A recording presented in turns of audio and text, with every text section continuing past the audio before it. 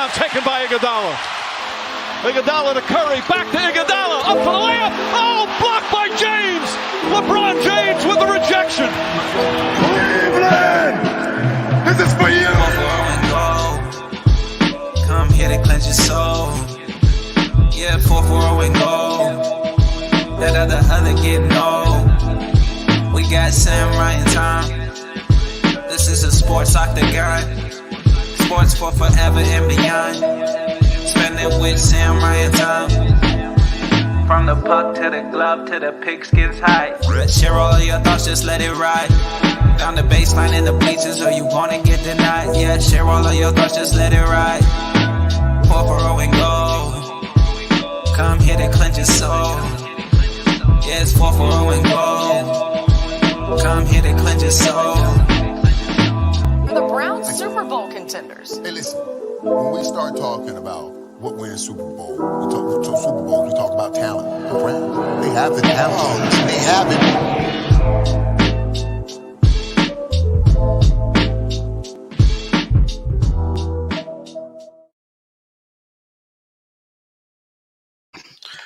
Welcome, ladies and gentlemen, boys and girls, children of all ages. 4-4 and Goal proudly brings to you its 19th. Is it 19th, Sammy? I feel 20. like 20th episode. 20th episode. I'll never get it right. I just accept the fact that I'm an idiot. It's no big deal. I'll take it on the chin. It is what it is. 20th episode of 4-4 and Goal, and a lot of hot topics tonight. A lot of hot topics. But first, I want to start real quick by introducing you to the man, the myth, the legend. He raised his coffee cup up once. Sammy. Big time Tom coming in down to the bottom today. Back down, Tom. It is what it is. You had two shows where Sammy's at, and it's over with. Tom, you're mute. Mike. Got demoted. Yep, got demoted. It is what it is. It is what it is. So thank you, everybody, for joining the show tonight. Again, a lot of hot button topics going on. But first things first, I want to talk about real quick is thank you to all 567 followers that we have right now on Facebook. Just climbing up the ranks very slowly. But yes, John McCoy, Cole already. I screwed something up. It wouldn't be me if I didn't do it. Let's just go there. But yeah, so we have 567 followers. So obviously our new goal is going to be 600. So like, share, thumbs up, follow us on YouTube at 440 and Goal. So check it out, go from there. Well, before we get into it, you guys got anything you want to say real quick? Nothing. We got a lot of stuff to talk about. It has been a trying week, I think, for everybody emotionally. Yeah. Lots of ups and downs, agreements, disagreements. I think people are, for the first time in our generation, trying to understand each other. A lot of things are coming out. A lot of things are coming on the table, good and bad. There are a lot of bad, but looking at this optimistically, I think there's some good here too. I think people are truly getting an understanding of each other for the first time in this generation. So it's what we do with this is what's gonna mold all of these efforts. Yeah. The best part about what's going on, me and Sammy had a knockdown, drag out, back to being 8-year-old battle yesterday. It was a blast. I was mad at him. The F-bombs were rolling. You're dead. I think I told him you're dead to me. I think all of it came out. But listen, if you can't fight with your friend, if you can't fight with your friend like that, then are you even friends? Yep. That would not be the first time. That was scary. No, it was not. Yes, it was. No I didn't know if we were idea. going to have a show anymore, man. I was like, oh, God. By the way, so everyone knows, me and Sammy both officially quit yesterday, but we were reinstated. We reinstated ourselves. It was great. Absolutely great. So you can call him Brett Favre and you can call me Michael Jordan because we both quit and decided, now we're good. We're coming back. Yep. I was just trying to keep the peace, man. I was, for the first time in my life, anyone who knows me, I wasn't instigating anything, which is way out of character for me. I wasn't like egging it on, nothing. I was like, whoa, come on, whoa. It was nutty, boy, but it was good. It was good. The best part about it, we did go back and forth on some hot topics, but in the end, me and Sammy, I think we both came to a good understanding of what he meant, and I think he understands what I meant. And honestly, I found out in life, and I should have knew better. Having a conversation via text and assuming an emotion, probably the worst thing you can do in life. So, word to the wise, if you want to tell somebody something, just call them. You'll figure it out for sure what it's about. So that was on both of us yesterday, but it was fun. It was definitely fun. My wife was like, what is going on? She had no idea what was going on, but so anyways, banking right into some COVID numbers. Like we talked about before, let me bring it up on a screen here. I do have it. I think I do. No. What do I want to do? I'm screwing it up. Well, we'll just do my screen. Yeah, go ahead. Pop it. I'm trying to get a link out to one of the guys we're trying to get on here tonight. Is the COVID numbers up, Tom? Yep.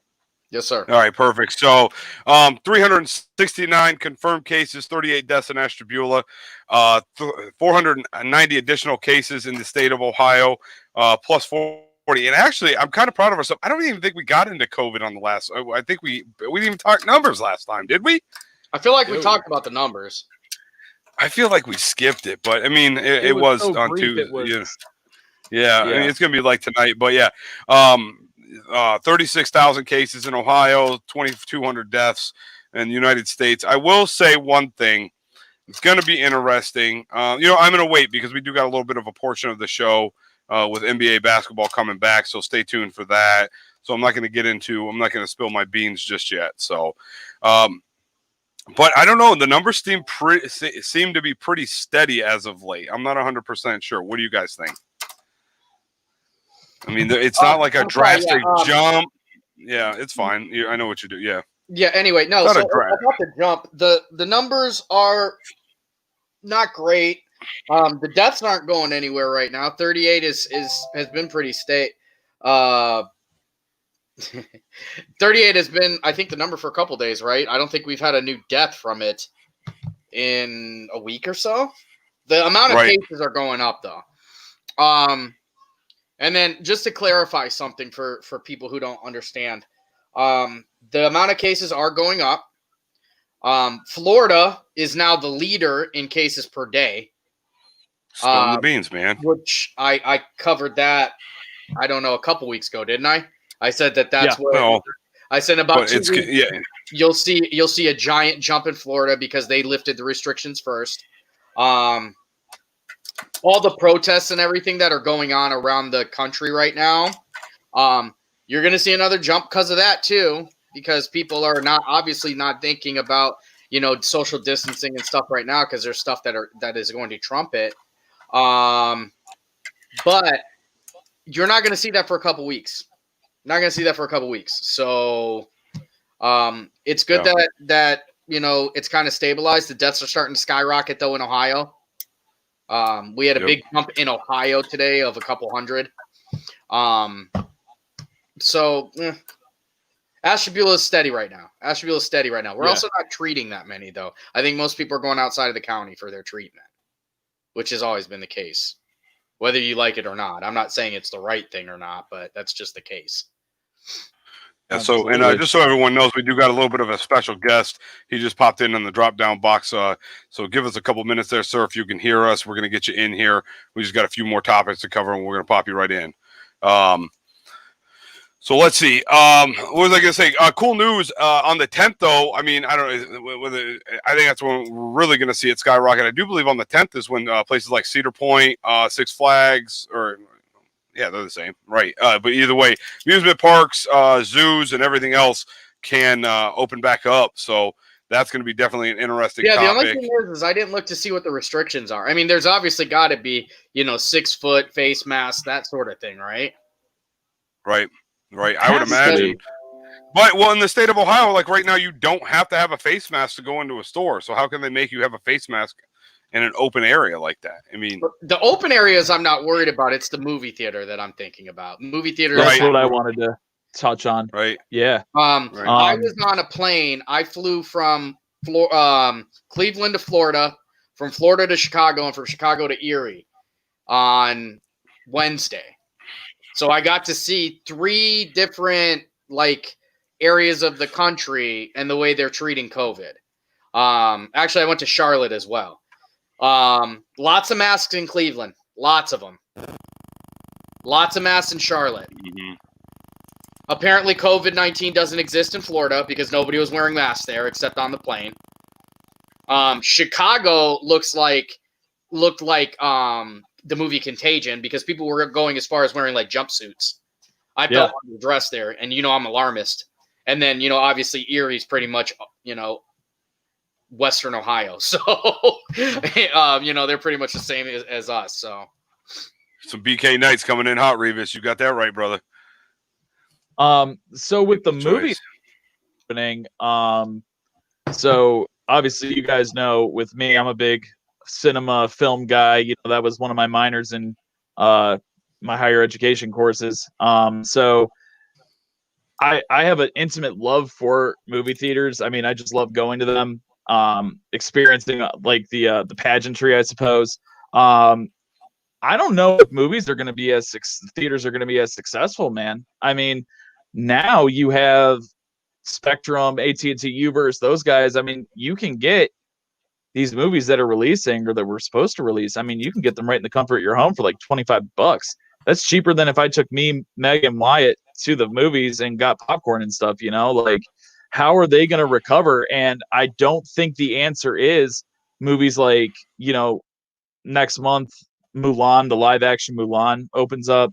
The Christopher Nolan movie Tenet, which I'm so excited for, and I want to see that live because you can't see a Christopher Nolan movie and appreciate it unless it's on the big screen. You know what I mean?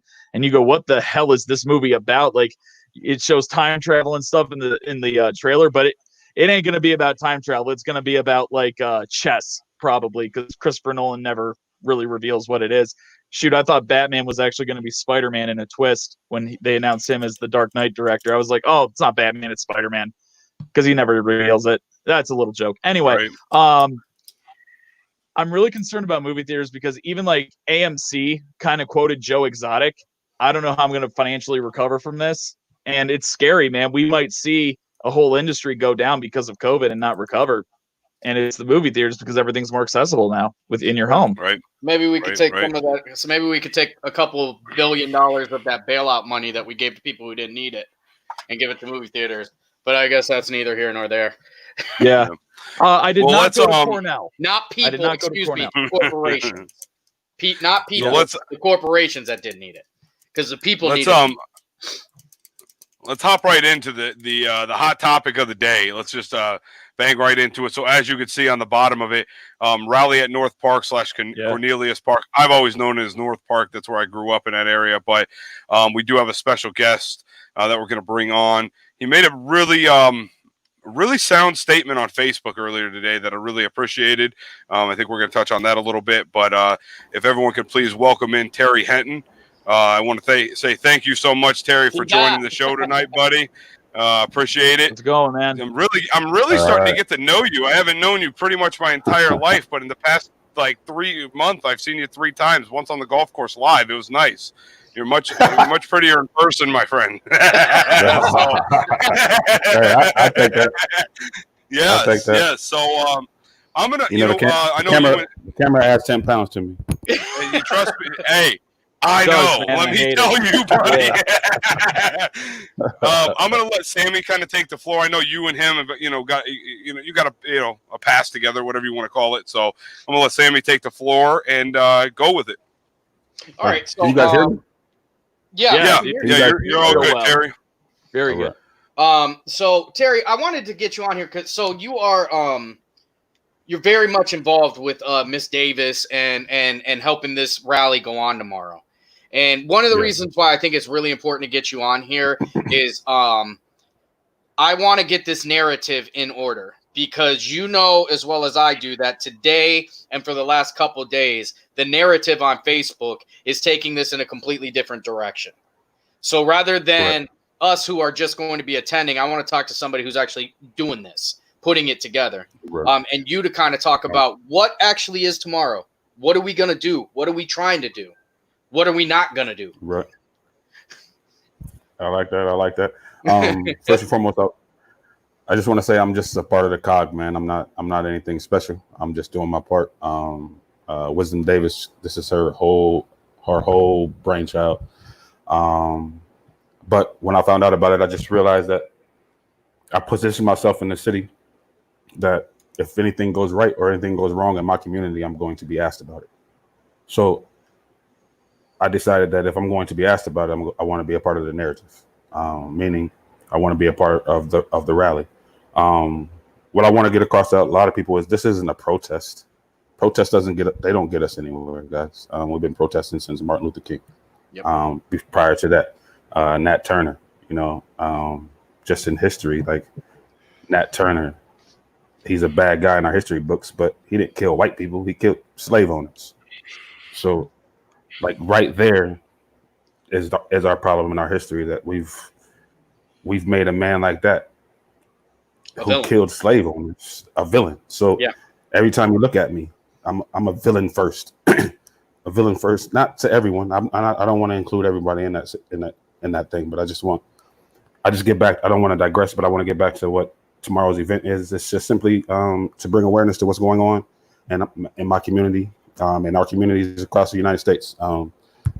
Just letting people know that it's not right. I know everybody wants to get back to normal, but normalcy sucks for people with black and brown colors. So before we get back to normalcy, I just want to change. I want to do my part to help change anything I could possibly change.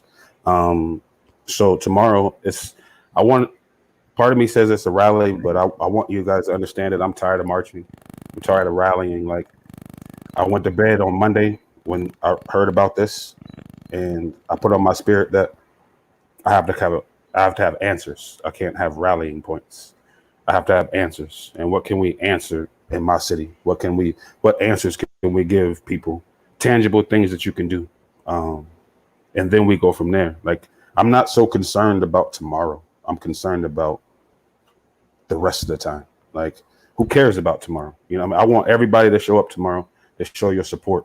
But tomorrow is just grabbing the door handle. That's all tomorrow is about, is to grab this door handle. And I pray that everybody follows it and walks through this door that we're trying to open. So tomorrow isn't a protest, it's a rally. The major thing that I want to get across as a person is that it's a voter registration. We can't do anything without voting. Part of what I'll just let you in, part of my spirit is saying every house in Ashtabula County, Ashtabula City, I should say, there's taxes being paid on that house. So it's not about taxes in our neighborhoods. The problem is on places like West 38th Street, West 43rd Street, Station Avenue, there's 1 or 2, maybe 5 people on each street who vote. So no wonder you don't come to my damn house and plow my street until 11 o'clock in the afternoon. But I had to be to work at 6:30, just like the guy on the other side of town who lives on a street that everybody votes on. So if we vote, then things will change. If we vote, you don't have to turn my corners all the time. I'm going to tell you, I don't want you turning my corners all the time, intimidating my 16-year-old sons. I don't have a son, but I'm speaking for everyone. My 16-year-old son who sees you as a threat because you've driven down this street 45 times this month and not one time have you waved to him. Like, this is PTSD that we're facing, guys. Like, we've never been to war, but we're facing PTSD in the black community. How many people who've seen somebody get shot in the head, and now they got to live with that? Everyone we know had a camouflage on when they saw somebody get shot in the head. But in these streets, you have a young man who see somebody who gets shot in the head or killed or beat up real bad, and then he has to go home and go to sleep. We have to change that too. I'm not just trying to change this police, but I'm trying to make everybody uncomfortable. Everybody that I speak to, in my spirit, it's my job to make you uncomfortable for the next however long it takes. Because comfortable it's gotten us to where we are. I'm no longer comfortable. One of the things you say, one of my favorite things that you say, and you say it very often, is that nothing gets changed when you're comfortable. Right. In order for any change to occur, so everybody's got to be a little uncomfortable, whether it's the changing side or the side that needs to be changed. There you go. So I really think that's it. Tomorrow, we want to get everybody registered. That's a big thing because the voices, Huge. everybody's voice needs to be heard. There is a voice that right now I think everybody understands isn't heard, but it's not just limited there. We want everybody's voice heard. Yes. What are we doing tomorrow? How are people going to approach us? Are there going to be people walking around with like laptops, stuff like that? Or is there going to be a mailer? How are they doing that? Because I can tell you, we're taking it to another level. Okay. I like to thank one of the people who are donating their time. Like we have, which is amazing to me, man. Like I literally cried. I'm not even a crier, man. I literally cried when they told me this. So we have a lady who just went and who just printed a whole bunch of these cards. And on these cards, it's just a QR code. On your phone, you scan that QR code, it takes you right to where you need to register or re-register. You don't have to do anything. Or we have the election board. We have people from the election board that are going to be there who are going to have the paper copies of it. So if you're computer illiterate, we have the table. If you're computer illiterate, we have that option for you. But what I want everybody to understand, man, is if you're free, you can vote in Ohio. It doesn't matter about your felony. But what I want everybody to understand is if you had a felony in the past and you were registered before that, I need you to go re-register to vote. Like it's imperative, guys. We can't change anything, not one thing. All we do is complain, and then they just wait us out until we shut up again. So I'm not going to shut up, and I'm going to put pressure on people as much as I possibly can. I got a 12-year-old daughter I got to raise in this world, and she'll never go through this world saying her daddy didn't try. I don't care about nobody else. Dude. It's vested interest. That's one of the things. I think that's one of the things that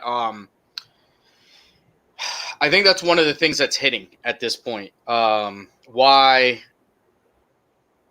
George Floyd's murder is registering with more people, because at this point in history, more people have a black loved one than any other time in history. Because we integrate, families have been integrating earlier and earlier and earlier. So, you go back into the 90s when, Rodney King got beat half to death on there in LA. Even then, there was still, not a lot of integration in families. You didn't see a lot of light-skinned black kids because white and black women were together, black women and white women were together. You know what I mean? That's something newer. And I think when you can put a familiar face of somebody that you love under that knee, it changes your perspective. And it's really terrible that it's really terrible that this is what it takes to move things. Right. People gotta die before we open our eyes. But I think that we are on the verge of real change because enough people care now. And it sucks to understand that people didn't before. And I hate to sound pessimistic or awful, but that's the truth. You just didn't have enough people that cared about minorities being killed as you do today. But I'll tell you this, Sammy, like I truly agree with what you're saying about families are being more integrated today than they ever were before. But I'm trying to make everybody uncomfortable, and I'm going to make you uncomfortable too. So what I say by that is no, that's not it. That's not it. Like, what's it is you run out of excuses at 9 minutes. You just run out of excuses.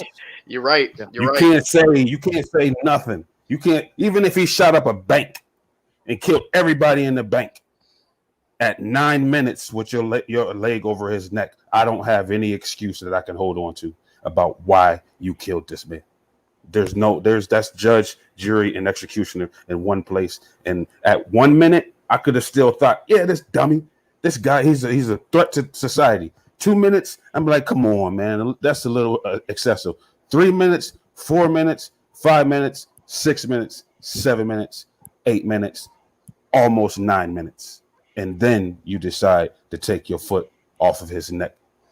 That's what changed America. Not because we got more black people in our family. It's simply because you can't have an excuse for 9 minutes. So what you feel is that you think because of how blatant it was. You think of because this was it was in your face. This is in your face. Sammy, I tell you all the time, Sammy. If you've ever read anything I write, I'm an advocate. I love Martin Luther King. I love him, right? Without a doubt. You know that without a doubt. Yes. But until they walked across the Edmund Pettus Bridge, until Caucasian people got their heads busted on national television, that's when things started to change. Martin Luther King was just marching. He was just getting his butt kicked every day for years. When those people got beat on the Edmund Pettus Bridge, white people on national television, the president called. The president, not the president we got right now, but the president decided to call and say, we need to stop this. But now we even see Caucasian people getting destroyed. I saw an old white grandfather get pushed down by the police, Buffalo. and his head was exploded almost. I only say exploded because it's an old man. So you see his head is bleeding, and the cop tried to get down to get him, and the other cop pushed him out the way. Right? You saw that, right? Yes, so I this did. is what I'm saying. Like, so, Man, and no one is outraged. Yeah, and that's not causing outrage, man. Like every day we look on the TV and we complain about like, oh, how China is treating their citizens. They're tear gassing their citizens. They're doing all this. We're doing all that. And all we do is we look from a distance. I can yell at anybody from my porch, bro. I can yell at anybody. That's the old man mentality. Get off your damn porch and go see what those two kids in the street are fighting about. And then you stop the fight. That's how you stop. That's how you create change. So my job is to get in between my community and the police and figure out why the hell we fighting and fix that. I can't yell from my porch anymore. So we always talk about how the police, how they beat them up in Iraq, how they beat them up in Tiananmen Square, how they beat, like that we're mad about Syria gassing their people. I can't cuss, but what are we doing? It's just a different gas. No, you're right. You're right. Gas. 100% right, man. Right. So why is humanity on a scale? Why is that on a moral compass? It's humanity. Like wherever your moral compass is today, that's how you treat me. And that it shouldn't be like that, bro. No. Martin Luther King, only thing they asked for was civility. Stop beating me over my head, allow me to vote, and let me go to school with you. That's what and we still can't get that. We still keep getting beat over our head. You still taking money from the public schools because you don't want us to have an education. So what do we do? So you want me to be Martin Luther King? You want me to get my ass kicked? Okay, beat my ass. But I'm here, and I'm going to let you know that I'm a little different than Martin Luther King because I might hit you back. Right. One of the things what I learned from one of the things I'm on a tangent. I apologize. No, that's okay. One of the things I've heard is we and our grandparents. I hear that quite often. You know, I hear that quite often. But with tomorrow, I think one of the most disheartening things to me, and I have been in fights with people pretty much all week about this, because there's another rally that's taking place tomorrow, conveniently, down all the way down Route 11. That, let's just be honest, there's a reason why they're doing it, and it ain't the Second Amendment. But so let me tell you this, man. I know. Again, I'm on a tangent. I'm hot this week. I saw one of my friends, a black male who lives out in the country, bro, talking about. He put a meme on his page talking about looters show up at my door. Dude, like who going way out there? Who going way out there? Like really, for real though. Like I'm not downing. I'm not trying to like say looting is right whatsoever. That's terribly wrong. Yeah. But come on, man. Like You created. You just want to be a victim, right? Well, like what we gonna do? Steal the rocks off the street? That's one of my problems. Is first of all, the likelihood of, even if a riot were to occur, of that riot making its way, 15 miles up Route 11 through the woods is slim to none, and none isn't here. That's how scary I am. And the second scary thing, from 15 miles away. That's what I mean. And I want to talk about that. And that's what I was talking about with the narrative. It's very disheartening to me that this gathering of people, because the overall thought of this rally is peace. Nobody's doing this rally 100%. to break, to loot, to fight, kill, shoot, none of that stuff. It's to get together and one of the things I'm laying my hat on and I'm putting in my heart is I can't wait for Ashtabula to finally be the where you can point to them and be like, look, they did it. Look, they had 500 people all in. Right. They had 500 set an example right next to each other, and not one thing got broke. Not one. Nobody got killed. Nobody got shot. None of that. Right. But for people to just assume that that's going on already is disheartening to me. And it's irritated me all week. I will say I do work out in Jefferson, and I just beat the drum a little bit, just kind of figuring out what was going on. And I had like 3 people tell me basically they're doing it because they are afraid that the rally from Ashtabula is going to somehow make its way to Jefferson. Do you see and what I looked at them, and I looked at them, and I said, "Do you think these 500 people are going to walk 15 miles? It could be 100 people. I don't care. You really think they're going to walk 15 miles?" Do you see where my rage? And it's going to be probably about 85 degrees out tomorrow. Let me tell you, on pavement. Let me tell you this. It ain't happening. Until go ahead. Sorry. until one black male went to Jefferson and bought Colucci's pizza. No black person wanted to go to Jefferson because they thought they were going to get pulled over. Only reason a black person going to Jefferson is for Colucci's.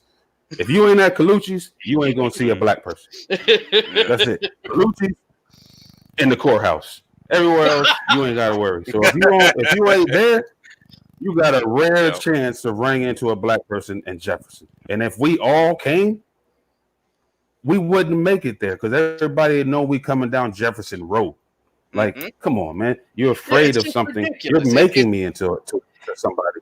It's absolutely. And then ridiculous. somebody who doesn't know the cause, they're going to make us look like we're even worse. And then you're never going to watch anything we do, and you're just going to repeat a narrative that you have no idea about.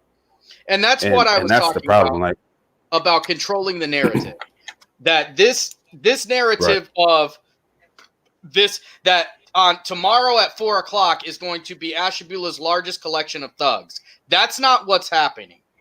What tomorrow is happening at 4:00 is Ashtabula's largest collection of people who are going to demand a change, who want something better to happen around here, who want to let you know that we exist and we matter. Everybody that's there cares that people have an equal shot. Sammy, like, that just proves to you exactly what we're fighting for. No one that knows me thinks I'm a thug. Right. The thugs laugh if somebody calls me a thug. Right. And everybody who knows us about this rally kind of knows I'm involved. Right. And you still allow people to say there's thugs. It's going to be a thug event. So I'm no different than the thug in your eyes. So that's why we need to change. Like, I know the difference between a racist white person and a white person.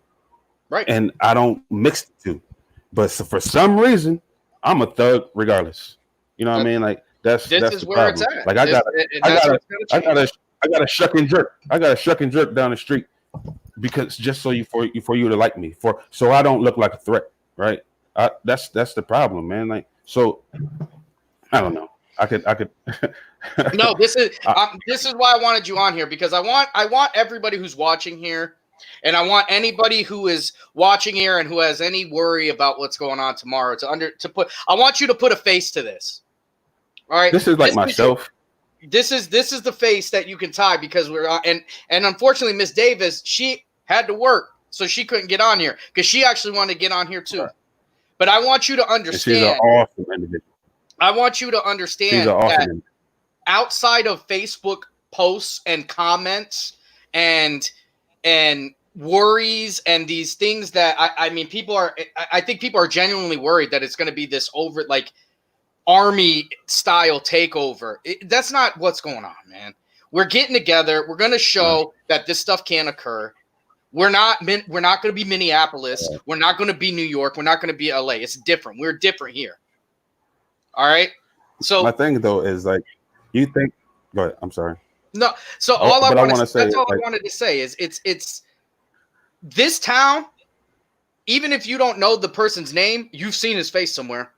It's that small. Right.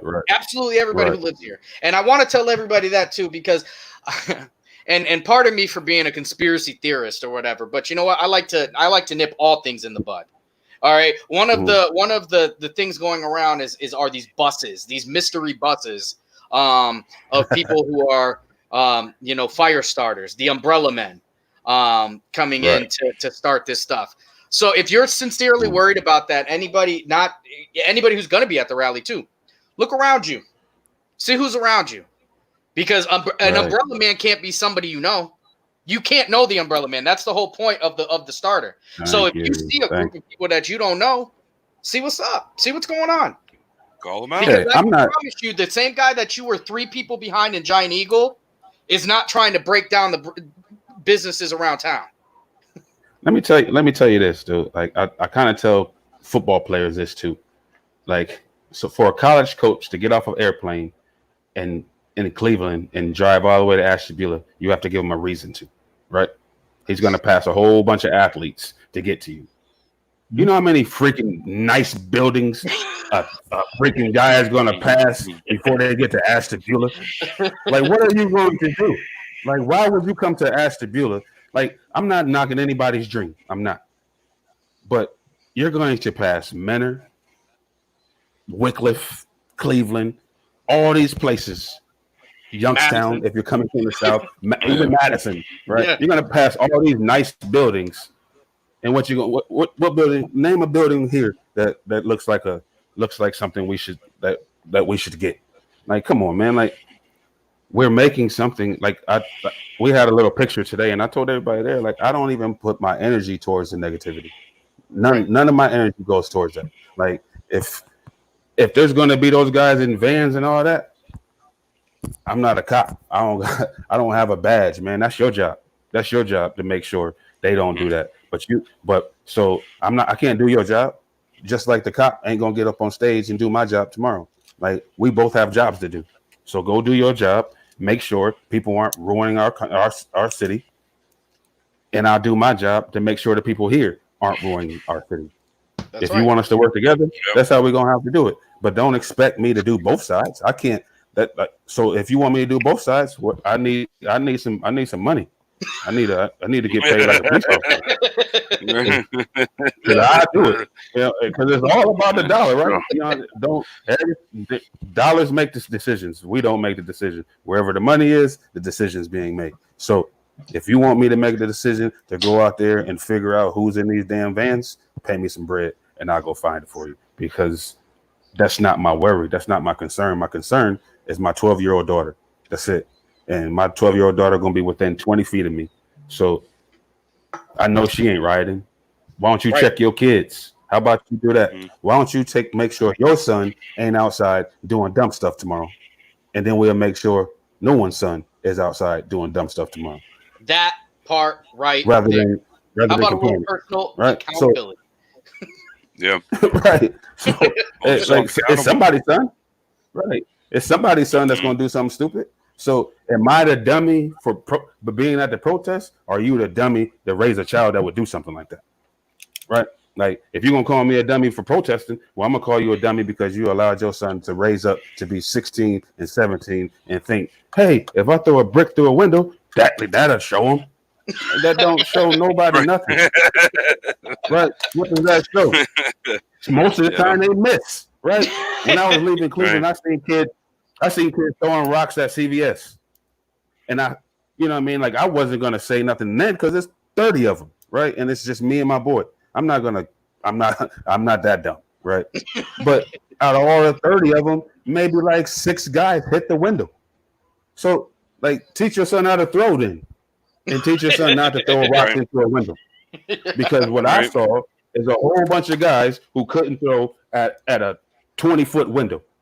So they didn't even really want to hit the window. They were just throwing rocks because everybody around them was throwing rocks. But there was one knucklehead who said, yeah, I want to get into the store. But everybody else was just throwing rocks because it was the thing to do. It's energy, bro. It's energy. No matter who you're around, you're going to get their energy. Right. And that's what I'm very excited about tomorrow. I think the energy of tomorrow is going to be that of positivity.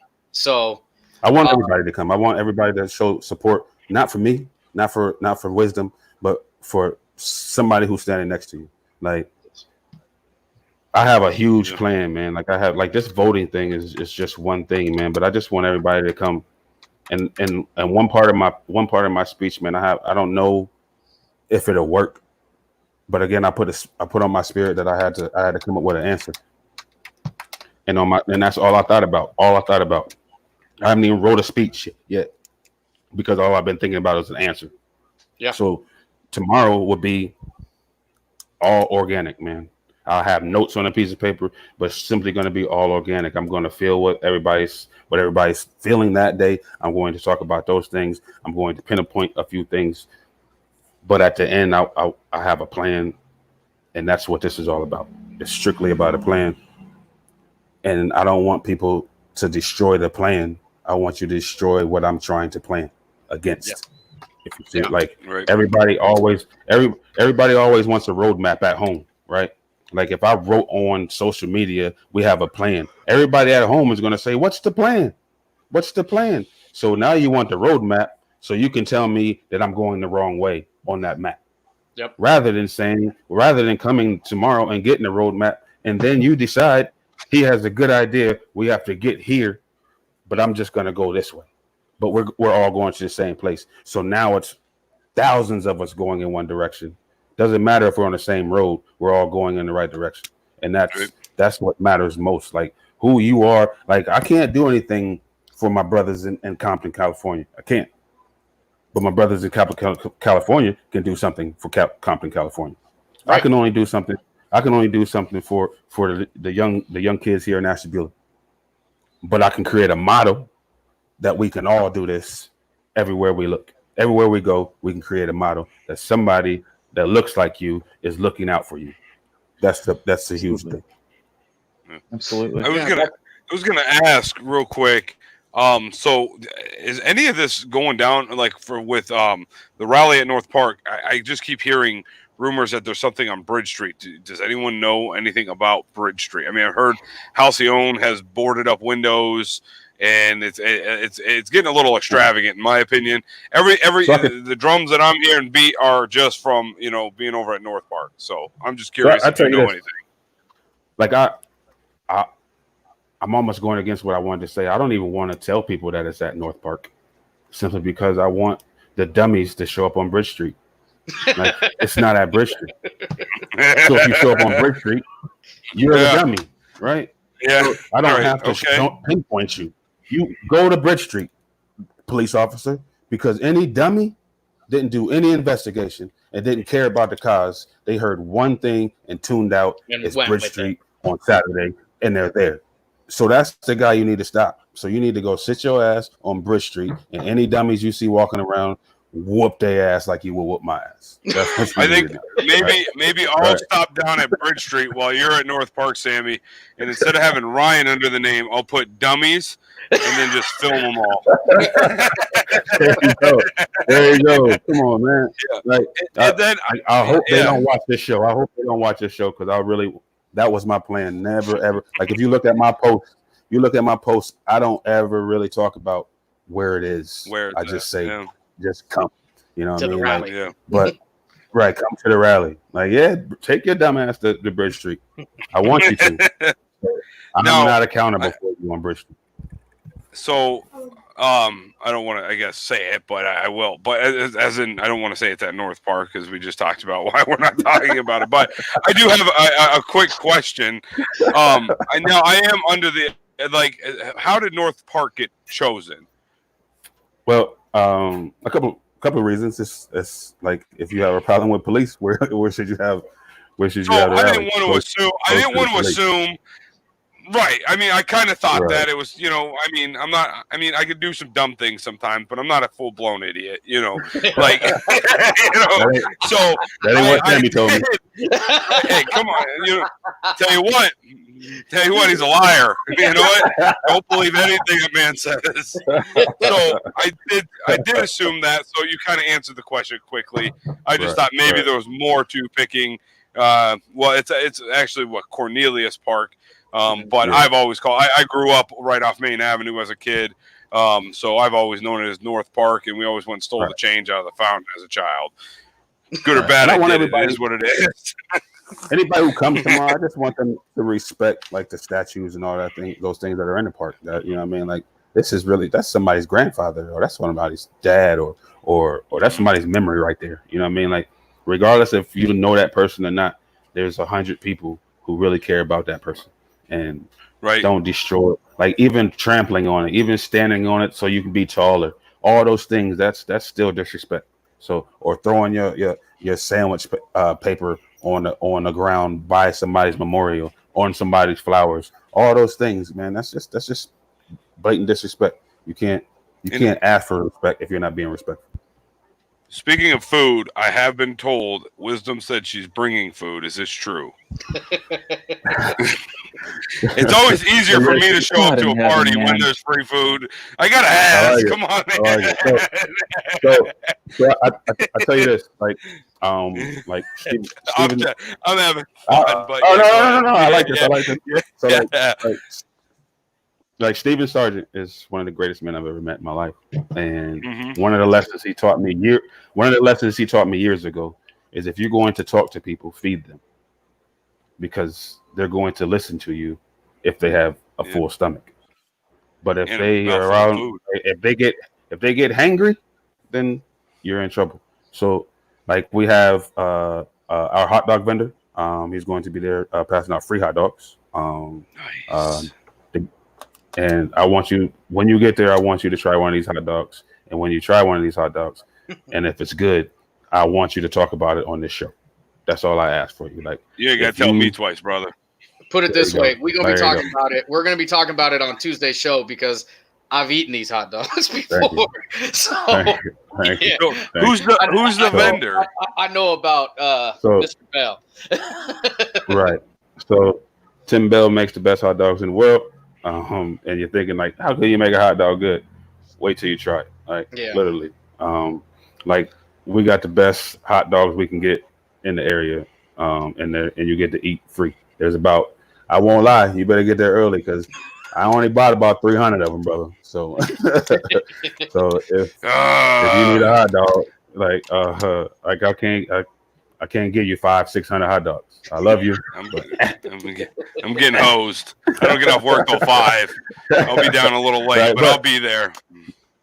Yeah, Sammy, make sure you hold them down on. I'm gonna get him one. Yeah, I'm gonna get him.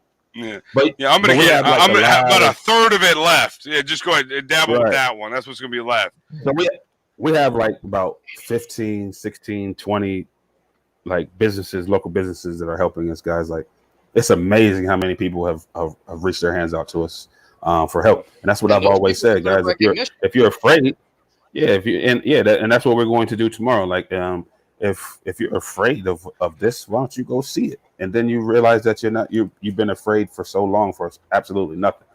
But if you don't go, then you're going to be scared all day. When you was a kid and Friday the 13th came out, you didn't want to watch it. You were scared as hell to watch it. But the moment you watched it, you went to bed an hour later. You were a little scared, but at least you watched it and you were over it, right?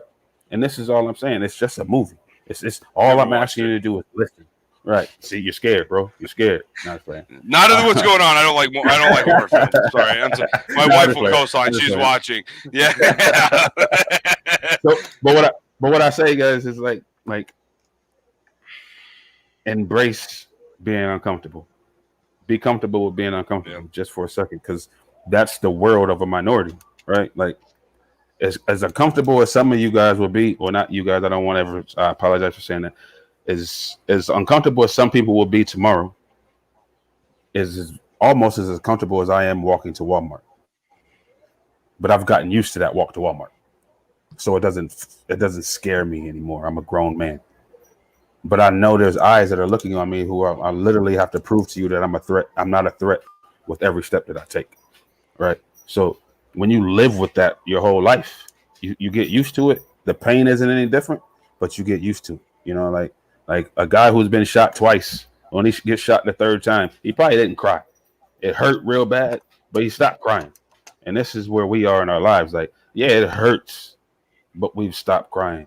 And here we are. So I just want everybody to give kudos to Wisdom Davis for this. I want to give kudos to all the people who are going to speak tomorrow, such as Elijah Ron Cooper, such as David Miller, such as Patrick Haywood, Wisdom Davis. Like these are men that I truly believe in. Like these are soldiers, man, for causes. Just like there won't be a kid under the age of 25 at that place that hasn't been directly affected by one of the men on stage. So if you're trying to make change, and any man under the age of 25, you need men who have directly affected their lives to speak to them, to let them know I fought the same battles you fought, but I've made it, right? No one cares about the struggle until you get out of the struggle and you can tell about the road that you took to get there. But no one cares that you're struggling. We got to know that care about right. We got to know that they're finished. But the thing is, like the starting line has always been different.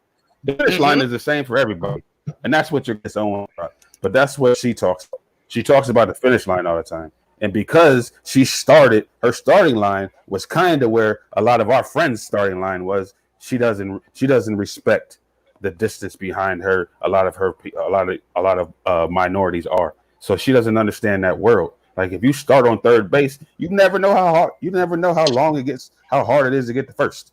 You don't even, if you start on third base, you don't even know you can run through first base, right? That's the thing. That's the thing that people don't understand is I'm trying to get to first base, and sometimes I'll overrun first base and I'm out because I turn left instead of right. So I got to start over. But if you start on third base, all you got to do is run home. Pressure. You can't go the wrong way. There's what way? How can you go the wrong way when you're sitting on third base? I can turn left. I can turn right at first. If I turn left, I might die. If I turn right, I'm safe. But I didn't make the turn when I could have. Right?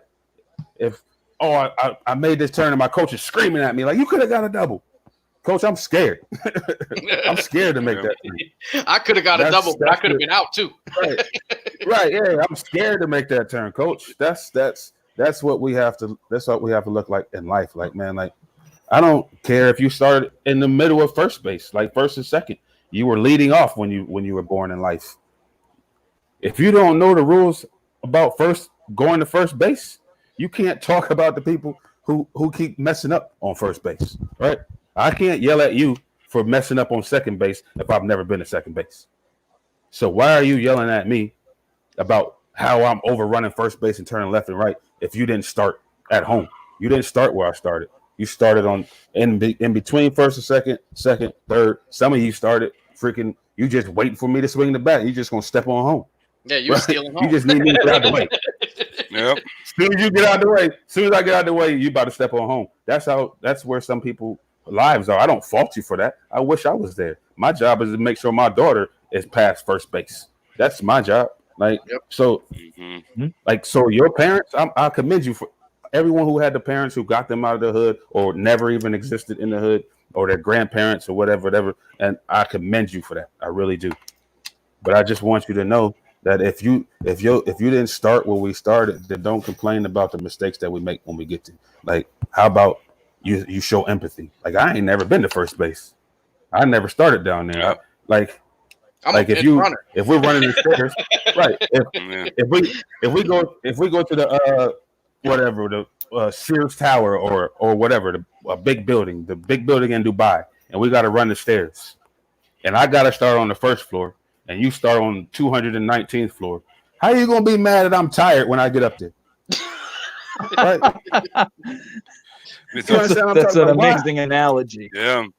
It's a like, fantastic analogy, man. Yeah. Right. Like I'm Like, tired why are you of shit, mad, and then bro? you go, right. Yeah. I'm tired. I can't talk to you right tired, now. I yeah. can't even breathe right now. You've been up here for 6 hours. You could have walked down there. You know the way. You know how hard these stairs are. You could have walked down and told me, yo, man, we only got a little bit to go. Nobody even told me how many floors it was in this building. You already been at the top.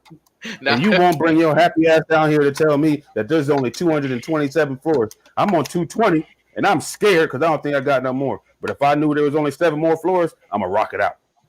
But since your happy ass want to stay at the top and not bring it down to me, then I'm mad when I see you. I'm mad as hell when I see you. And that's where we live in our society. All right, Terry. Well, one of the things I know you got to get your speech and everything together tomorrow, and I really appreciate you taking the time today. I hope I answered all the questions. You did. I mean, I really appreciate you getting on here because I know how busy you guys are. It's a lot. There's a lot. Yeah. These things don't just happen. Yeah. So, obviously, I'm going to be there. You know that. Ryan will be there tomorrow. We're going to have a presence. We're going to be doing interviews, trying to catch everybody. Thank you. The rally is all the speeches will be live, just so you know. Whatever you're putting on, the speeches will be live on 440 Gold tomorrow. So for those who can't be there, because the only reason you shouldn't be there tomorrow is if you got a physical incapability. Because if not, then take your butt down to the park, or if you're a to the harbor. They say dummies to Bridge Street, intelligence real quick. To North Park. I am so sorry from the bottom of my heart.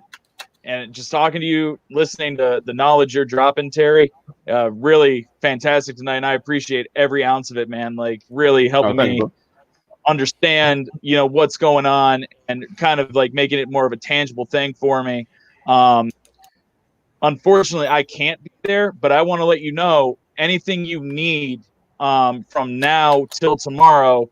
I mean, anything, like if you need me to donate, Mophie power packs, because I know people need power, that kind of thing, anything, man, send me a direct message. I'm very sorry. I couldn't get off of work, man. It's just car business. I mean, we got 2 people right now. You know what I mean? Because some people aren't feeling well. But hit me up. Let me know what you need from the bottom of my heart, man. I want to do whatever I can to thank you, bro. Help make a positive impact for this, because my 2 dudes up here, man, they're doing what they can. They're going to be there representing, and I just feel bad that I can't. You know what I mean? But it tears me up for real. You're just doing this, just inviting me to the show is more than anything, man. Like, if you never do another thing, then I know that you took the time out to allow me to speak to however many people are listening to this show. If there's one person listening to this show, then you've done your part. I hope there's more than one. Please, God. We're up to like 22 at one point. We say the same thing every show, Terry. Don't worry about it. God, don't let it just be my wife upstairs listening to me. but I just want to end by saying, man, like, we're nothing without a plan, guys. We're truly nothing without a plan. If we just become one, we're a lot stronger than we are. Nobody cares about you if you're in the woods screaming by yourself because nobody knows you're there. But if we all go in the woods and scream with you, people gonna find us. Yep. And I'm ready to scream. That's all, bro. Like I love my city. I love all the young men in it, and I'm gonna do everything I can to make sure tomorrow they know that I love them and they know that I'm about to rock for them for the rest of my life. And we ain't just ain't gonna go back to normalcy. Normalcy is over. Well, we're screaming with you, Terry. So I can't wait to see you tomorrow. Like I said, this page is going to be dedicated to the rally tomorrow. We're taking everything that's happening is going to be right here. So I want everybody to see it. The viewership we got is vote. Everybody, listen. If you're watching this and you aren't registered, get your butt there tomorrow. If you're watching this and your brother's not registered, or your mother or your dad is 58 years old, has never voted in his life, get him down there. Let's get him registered. It's about time that the voice started to change. We can do this. We can do this. Knowledge is power, man. Knowledge is power. And Terry, thank you so much. You dropped a lot of knowledge tonight, man. You dropped Thank a you, lot bro. of knowledge, especially on me. I love the analogies. Love them. So thank you man. guys so much. Thanks, Terry. Or thank you, Thank you. Terry, so much. I'm Thank you, gonna man. hit the remove from the stream button now. Deuces, bro. Thanks, Terry. Make sure you vote. Thank- Register to vote. Vote. Register to vote. Thank you, guys. Thank you. Thank you. Vote for Terry. All right. Yeah, we'll see you All soon. right. Bye. Yes. Great guy there. Great guy so that there. was Terry Great guy. Henton. Terry Henton has been a leader in this community for as long as I've known him. You know, he's doing everything he can. Very outspoken. You know, coaching at a junior high level. I did a sit down with Terry. So if you're interested in his story, because he does in fact have a very interesting story. We have content out there. It's on the YouTube page. It's on the Facebook page.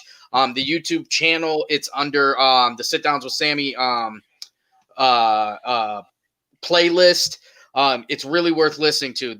All of my interviews, all of my Sit Down with Sammys, and it's not because of me. I'm not, this great interviewer or anything, but I got 3 very interesting men that I've interviewed. Everybody's got different perspectives. So go check it out. The biggest thing about getting him on here tonight is I want everybody to know that this is not any crazy like upheaval, burn down the city garbage mess. It's not that. Tomorrow is a gathering of people who want to make a positive change in the city because God knows we need it. Okay? Inequality does not skip over Ashtabula. It has, if anything, it's still lingering. It lingers in quiet conversations. It lingers all over the place. Okay? That's ridiculous. There's no reason for this. Come together. That's what tomorrow's about. Coming together. Whether you're white, you're black, you're Spanish, whatever it is. Come together. Join. And go to the real biggest rally. thing. Yeah, don't. Not yeah. the 15 miles south. Right. That too. Yeah, but come together, be part of a change that makes sense in every way, shape, or form. I'm not holding hands with Sammy tomorrow, but maybe I'll go shoulder to shoulder. That's it, though. So,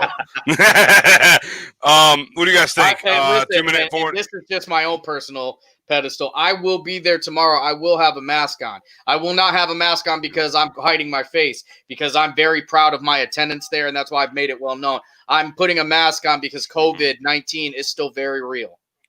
Yeah, hey, let's not forget, just because this is going on, COVID didn't stop, which a lot of people think happened. COVID's still there. So be safe.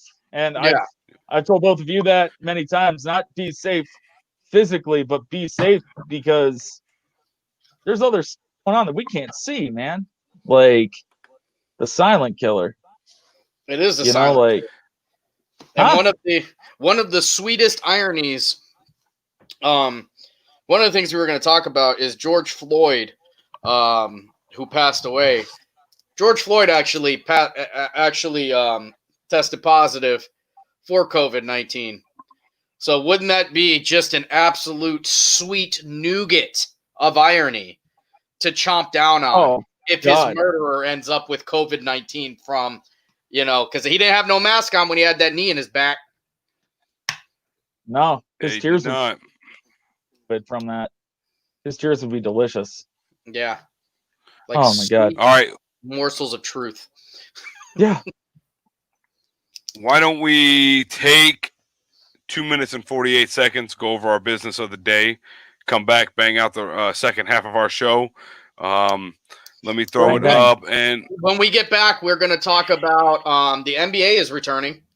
So we've got a playoff system. NBA, together. MLB. And we're going to talk about the fact that the MLB obviously doesn't want to play baseball anymore. They're taking a year off. Yep. They just don't care. I wish I could take a year off for my job, man. That'd be sweet. Yep. And sell millions of dollars. Well, they're not as rich anymore as what they thought they were. So, popping it up real quick. Yeah. Well, they're still rich, but not as rich. But anyway, so Cracked. Yeah, Cracked is our business of the day. Quendo. Man, if you need your phone fixed, you need something fixed on your phone. I mean, this guy does everything, whether it's a phone. I've seen him do watches. I think he even doesn't he do like TVs too or something crazy? But I know he does television. He does tablets. He does PlayStation 4s. Tablets, sorry. I don't think he dabbles in Xboxes, but I know he dabbles in PlayStation 4s. So your And he'll PlayStation also 4 fix is your giving you heart, hell. man. Fix He'll your give you heart. sound life advice too while he's doing that. Nice. Like I said, Anthony has fixed more of my kids' phones than I care to even admit. Always does a great job. It doesn't matter if your kid, drops it down 40 flights of stairs in Chicago or falls asleep with it on a dollar store charger and it basically cooks the phone. Anthony can fix it. And he does it at a reasonable price. And he's very straight up with you. If you go in there and it's not something that's even worth fixing, he's going to be straight up with you right then and there. He's not going to drag you out. He's not, my favorite thing, he doesn't upsell you. He doesn't do any of that stuff. What do you need? What are you here for? This is what I'm giving you. So Aquendo is loaded. I should say Cracked is located over in the Ashtabula Mall, Ashtabula Town Square. His contact number there is in the red block, but it's 440-536-404. So if your phone, your tablet, your PlayStation, your heart is broken, go see him. He's got ways to make it happen. You know what I'm saying? All right, and then before we go, I am going to shout out old John Boy real quick. So our good friend, our pal, amigo, John McCoy is holding the Iron Foundation golf outing. It is on July 18th. Registration and money are due by the 15th. So you guys got 10 days. I know last time I talked to him, he still had plenty of open holes. So if anyone knows someone that wants to sponsor a hole, hit him up. His number's on the bottom of that 216-246-1121. And I know why you giggle, Tom. You're terrible. Anywho, also you can get a hold of Maple Ridge. So the golf outings at Maple Ridge on July 18th. 440-969-1368. Cash payouts, 50-50 sideboard, skill shots, and skins all going on. You get a steak dinner. It's $240 a team. Man, let's get this going for him. Let's get this foundation. This man built stuff in Ashtabula, supported it. So I know Tom's on a team. Yeah, Tom's on a team already. Sammy will be cooking. Because as I found out last Sunday, I just don't like golf. Right. Sammy will be cooking, and I'm going to be going on a cart. My wife is probably going to be driving it, selling beer or whatever it is she does. But I am going to do my best to give you some live stream tee-off shots while we're doing this. So, yeah, we will be going live from 440 and Goal on that day periodically throughout the entire day. So, real pumped about it. I'm going to have the content. You guys are going to get some gems from me, I'm sure. Before we go, David, don't talk about my golf game, brother. I will eviscerate anyone on that course. It's the only sport fat guys are good at. And I'll tell you what, I'm fat and I'm pretty damn decent. So, one of the things I want to talk about before we go to break and drop all the rally stuff is I don't even know if this is happening. I'm just hoping it's happening. We have a lot of very talented artists here in town. Yeah. One of the most talented that we have is a guy named Trey Scruggs. Lorenz, as everybody knows, that's his stage name. Yes. He put out a rap. It's more like a spoken word poem called Little Black Boy. And I am really, really hoping that he recites it tomorrow because it's so powerful. It was beautiful. If you have not listened to it, he has an entertainment page. It's worth listening to because it's deep from his heart. You can feel every word. It's fantastic. It's like, I'm trying not to be over, theatrical or anything like that. But it's like listening to like Maya Angelou and these people when they dump out their soul onto something and it just clicks.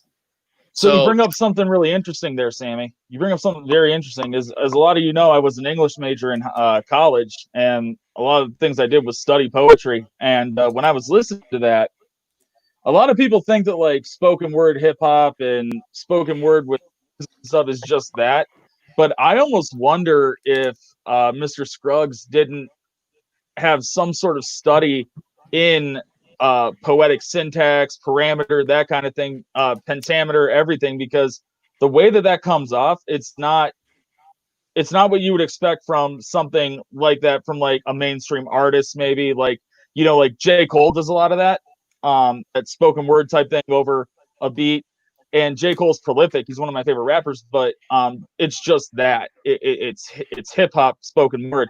That was almost like you said, Sammy. It was almost from the pentameter and the syntax and everything. It was. I almost wonder if that dude seriously went and studied how to do that. Like, it was prolific. It was one of those prolific things. I literally, I'm not overstating this when I say that I've heard in a very long time, possibly in my adult life. It was fantastic. Major props to that dude, man. Yeah, so I'm hoping he does it tomorrow. If not, go check it out. All right, let's take 2 minutes, 48 seconds. We're going to take a quick break. I'm going to get a refill on some water here so I can keep talking. We'll see you guys 2 minutes, 48 seconds. All right. Tread carefully, dude.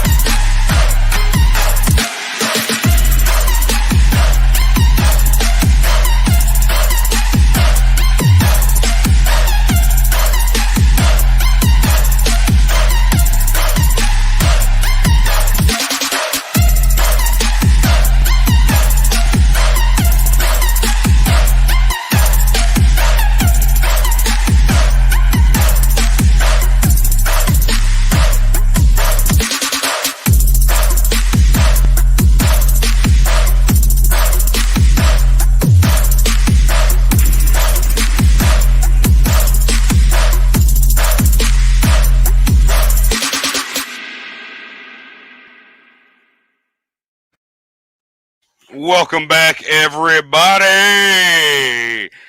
Ready for another hot take on the second half of the 440 and Goal 20th episode. It's going to be great. Very excited. So, real quick, I have to. One thing, we actually skipped quite a few topics to that, but it was amazing to get Terry Henton on the phone or on live with us here.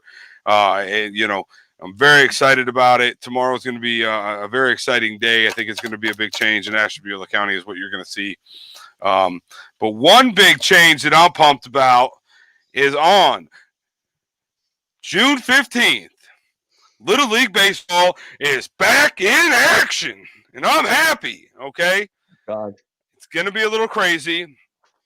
Yeah. The reasons why it's going to be crazy is because of the rules of engagement with a bunch of 6-year-olds, well, 6, 7, and 8-year-olds, I think it is. So Well, not it's only gonna be that, fun but though. you said that the amount of teams this year are really not there.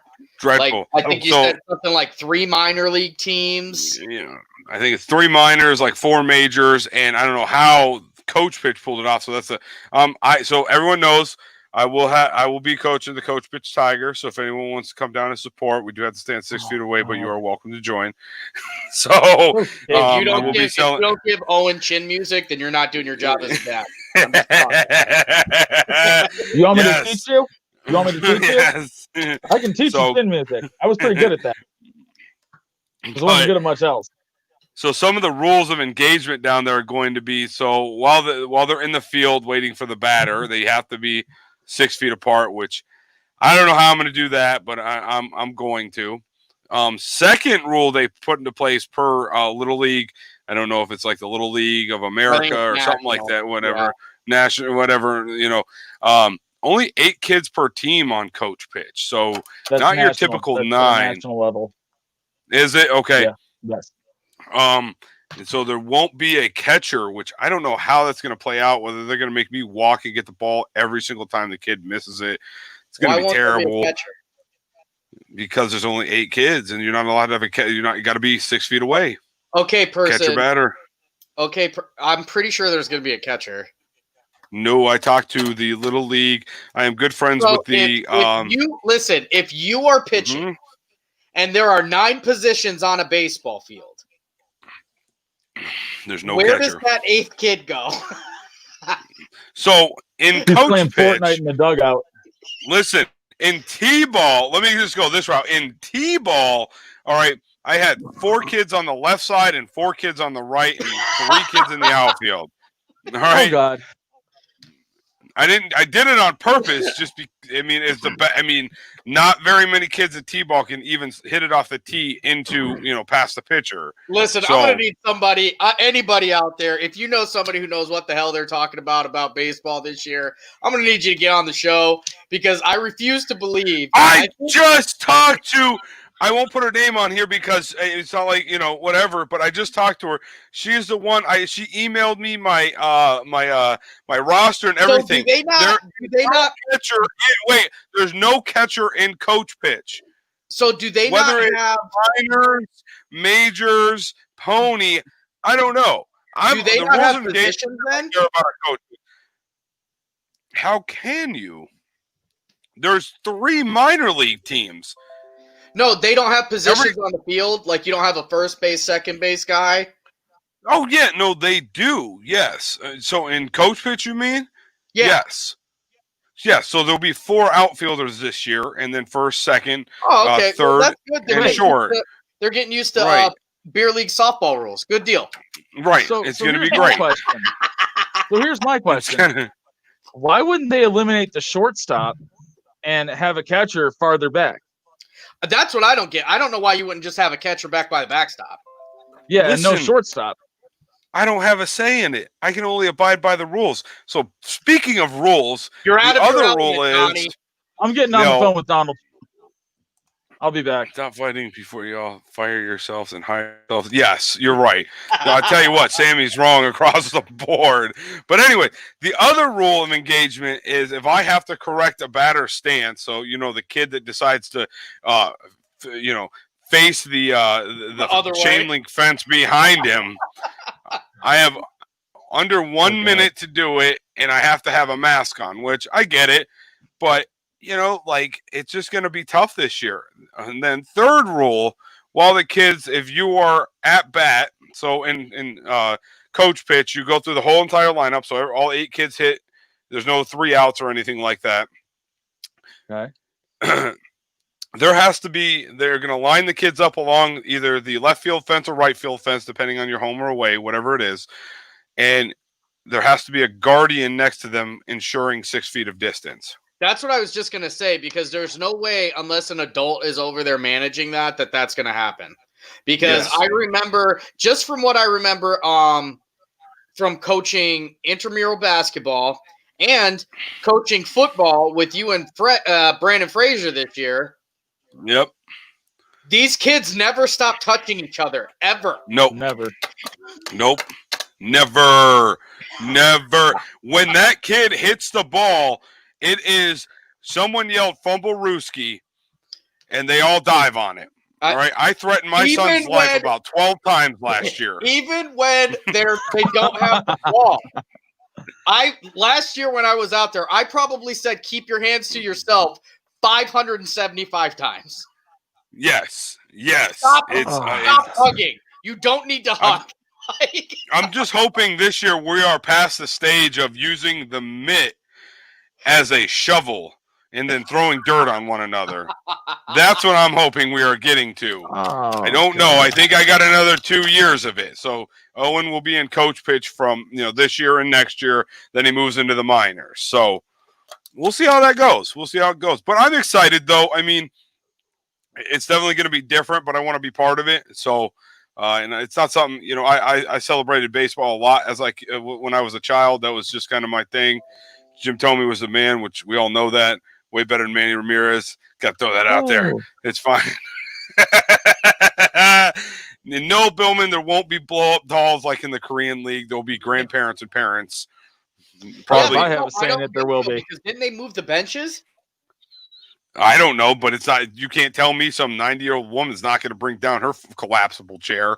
Dude, I'm telling you, I think you better look into that because I know there are strict restrictions on people who are allowed to watch or how they're allowed to watch. And that's one thing was never brought up to me is like how or who can watch. I don't know whether it's just the parents and it's, mom and dad only or just the guardian.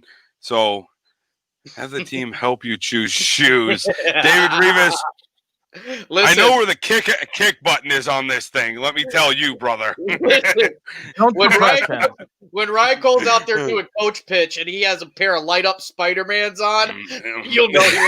I'm gonna do it. My son will think it's awesome. Put cleats on, drill.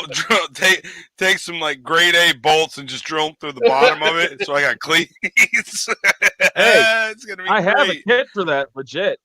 I legit have a kit for that. Yeah, I used to when I was in college. I used to take that kit and I used to make some of my fly kicks into my cleats. Man, I was the only dude out there with a pair of Jordan 3 Flints on, pitching in those. Man, I might have not been good, but I look damn good out there. Yeah, Tim Hugart says no bleachers. Yeah, Tim. I know. Well, I know Tim does a lot of slope it, and I know it's the first time Tim's been watching. I've never seen his name pop up on there. But he doesn't just do slope pitch because his grandson plays. Does he? Okay. Yeah. Thanks for that info, Tim. I do appreciate that. Yeah.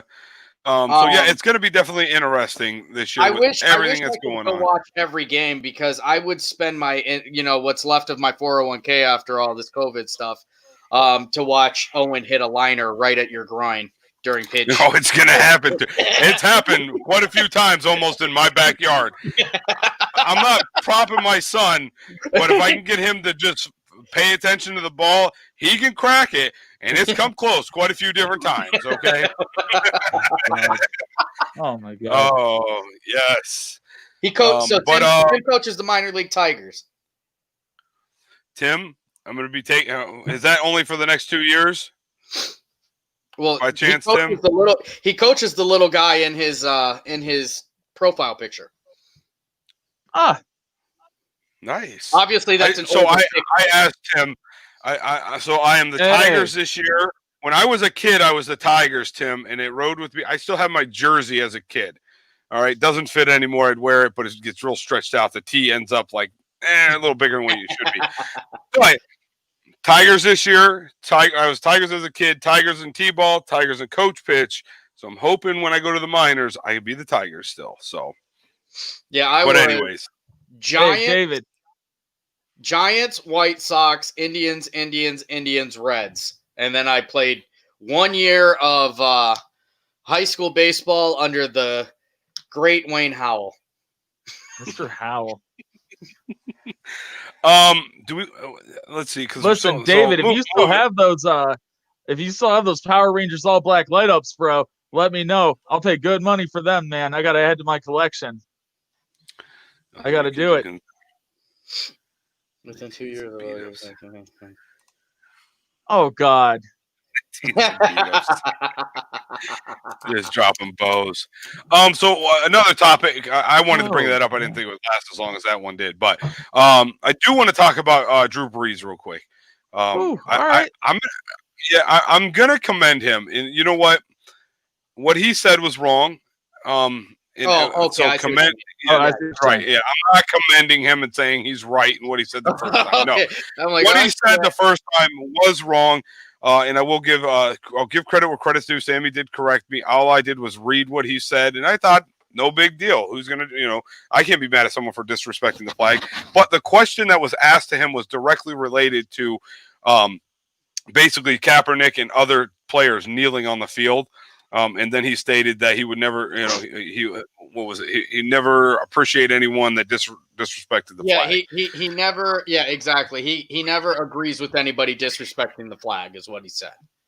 Right. So, and I'm going to commend him on his post when he came back out on, I think it was Instagram. I'm not 100% sure, but he came back and I really thought it was a sincere apology. I wish he would have touched on a little bit more of why it was an apology. He did not say the reasons why, but I don't know Drew Brees, but everything I've ever read about Drew Brees is he's a stand-up guy. And him coming out and recognizing what he did wrong, I'm going to commend him for that. One of the things I would like to just kind of, establish here is racism and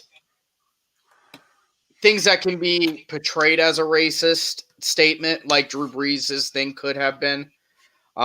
It's a stretch, but it can be absolutely be thought of as undermining an equality movement. Those sort of statements, while they are absolutely terrible, are the statements of humans. And when a human makes a mistake and is genuinely sorry for it and has genuinely learned from it, you have to move on. You have to let things heal, because if you hold on to it forever, and if nobody got second chances, we wouldn't be here. Nobody here. All right, we all make mistakes. So when somebody is genuine in their regret, and they come out and they're trying to learn why what they did was wrong, or they have learned why what they did was wrong, you really have to take a moment to understand and be like, look, that wasn't cool, man, but I'm glad we're past that. Let's move past that. So we can't hold on to hate. We can't. You can't hold on to hate either way. No. So I kind of wrote something down on my phone, kind of thinking about this last night, kind of formulating my thoughts. So I apologize. I'm going to be looking at my phone when I say this. It'll take a second, but I just kind of wanted to say something about what you said. So Drew Brees' remarks were tone deaf, but they can be both detrimental and useful.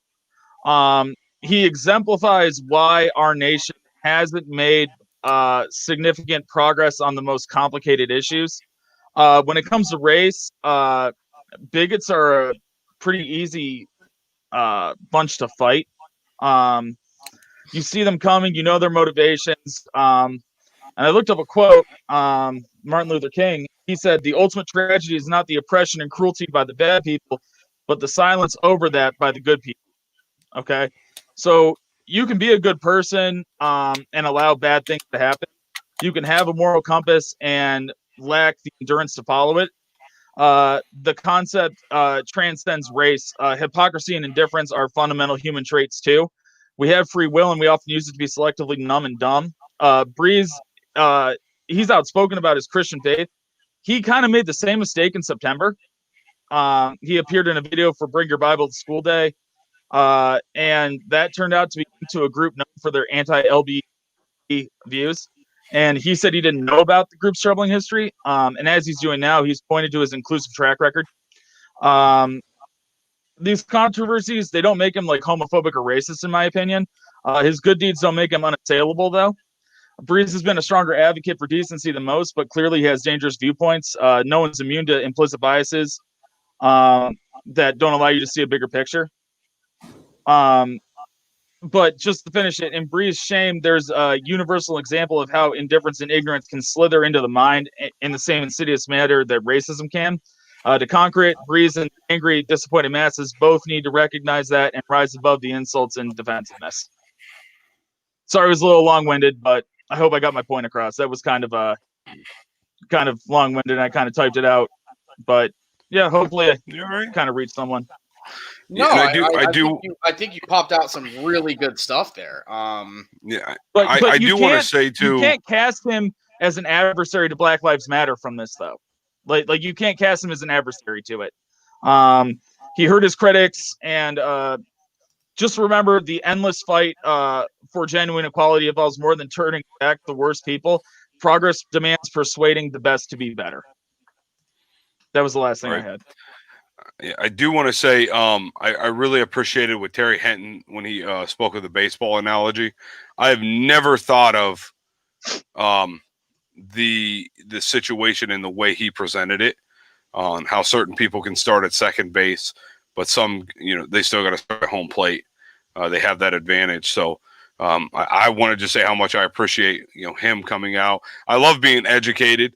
I love, I would say getting another wrinkle in my brain and becoming a better man through, through someone else's thoughts and opinions and understanding them. So that's really the big thing. Is people need to understand that when somebody makes a mistake, it's okay to call them out. It's okay to rough them up about it. Particularly when there's pushback. Mm-hmm. But as long as that mistake ends in a true learning experience, then you got to move forward.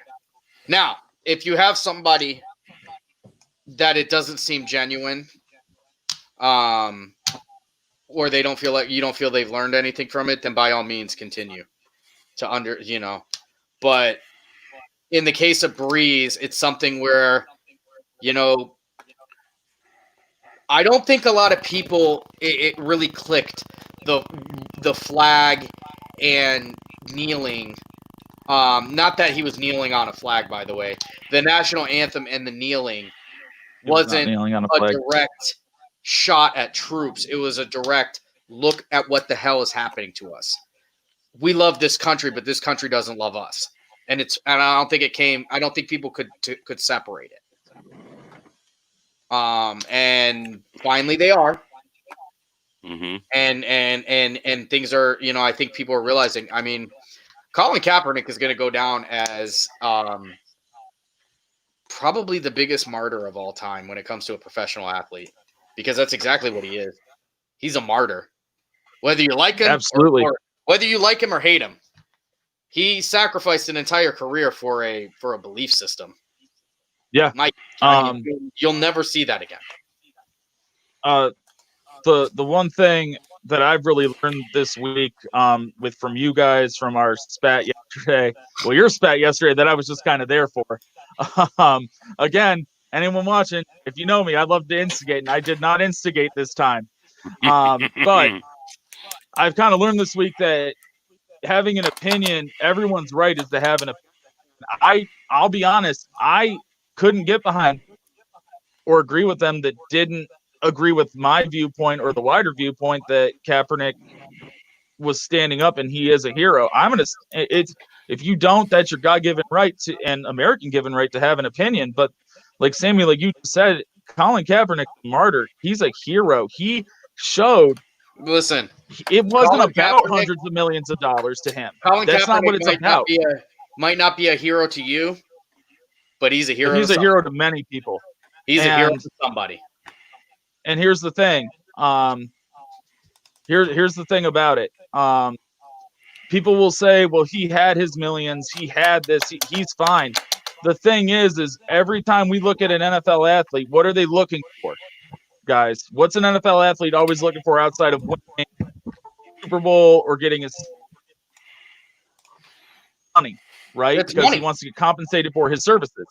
Colin Kaepernick, when he knelt for the flag, he knew damn well what he was doing. He knew, hey man, I'm probably not going to be long for this league anymore, man. Especially when you've got some guys that aren't going to agree with me. Well, can I put something to gave bed it real up. quick? And I know we spent a lot of time. He gave it up, man. I He's know a we hero. spent a lot of time on this last time, and we pissed a lot of people off, and that's okay because it is what it is. One of the biggest fallacies about Colin Kaepernick was that his numbers, he wasn't a good quarterback numbers wise. That's a damn lie. He was a top 10 quarterback numbers wise. Top 10. He was. He was a top 10 quarterback before he went. So that's not true.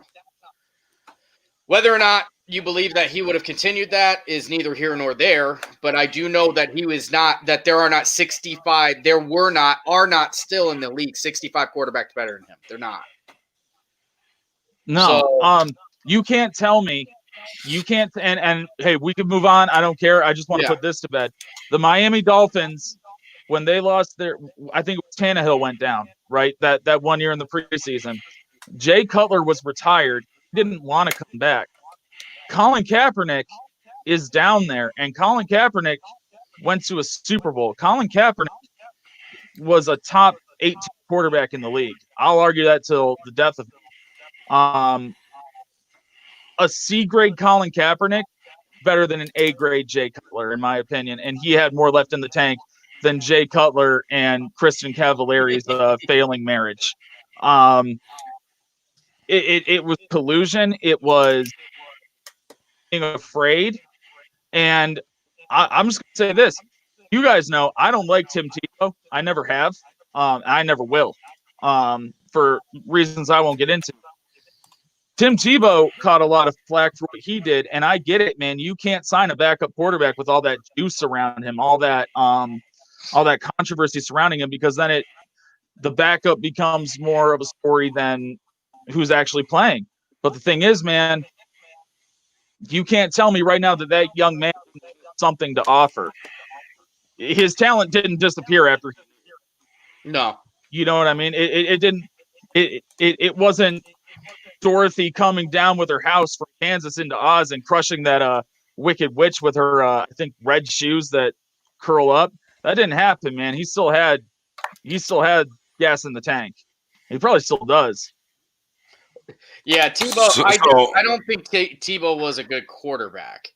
I always said, as much as I didn't like him because of his super overly squeaky clean image, it seemed too clean, which just irritated me. That if that dude was a tight end, my God, I don't know what you could do with him. You would have destroyed the league. Sometimes quarterbacks aren't quarterbacks, man. Terrell Pryor, he was a wide receiver. Hines Ward, Antoine Randall L. Yeah. Antoine Randall L, man. Mm-hmm. And no, Rich, nothing's directed at you, brother. No, not at all. We're just. You just came in at a bad part of the well, not a bad part of the combo. You came in the middle of the combo. Yeah. Yeah. So I have to put out myself real quick. When Cap first knelt on the flag, I will be the first one to say he didn't kneel on the flag, dude. He didn't kneel on the flag. I said it wrong. I'm sorry. I said it wrong. Yeah. During the anthem. I apologize. I said it wrong. So when he knelt during the anthem, I was the first one to say, what is wrong with this guy? Why is he doing this? And over the past probably 6 months of my life, I realized why he did it. It wasn't to disrespect the flag.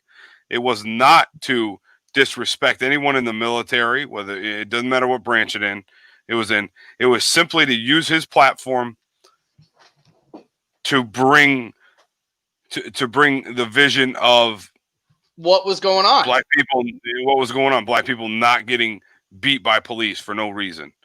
That's what I realized. And back to my topic of I love to be educated. I love to have that aha moment. You know what I'm saying? The light bulb went off in my head, and it wasn't about that.